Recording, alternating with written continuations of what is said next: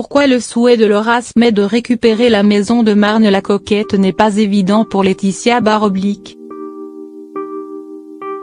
Après des mois de querelles concernant l'héritage de Johnny Hallyday, il semble que les deux parties soient enfin prêtes à trouver un accord amiable pour sortir de cette guerre de succession.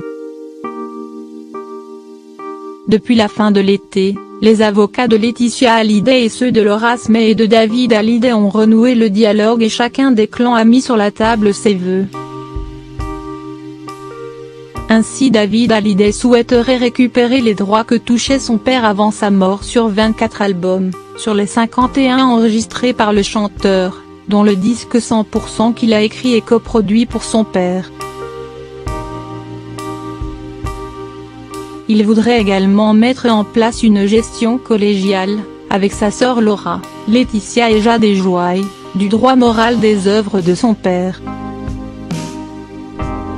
Laura Smay, de son côté, aurait envie de récupérer un pourcentage sur l'exploitation de l'image de son père, quelques objets personnels et la villa de Marne-la-Coquette, la Savannah.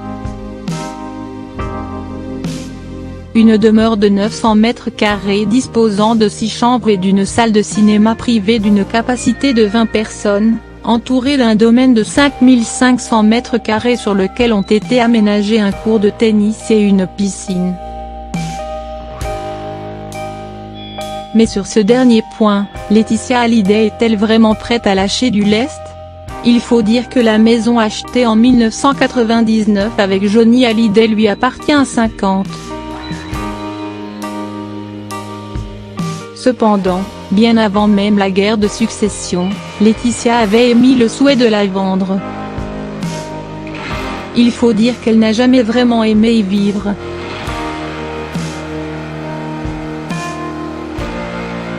À cela s'ajoutent désormais les mauvais souvenirs qui y seront éternellement rattachés, la maladie, le cancer, les soins médicaux et la mort de celui qu'elle a aimé durant plus de 20 ans le 5 décembre dernier.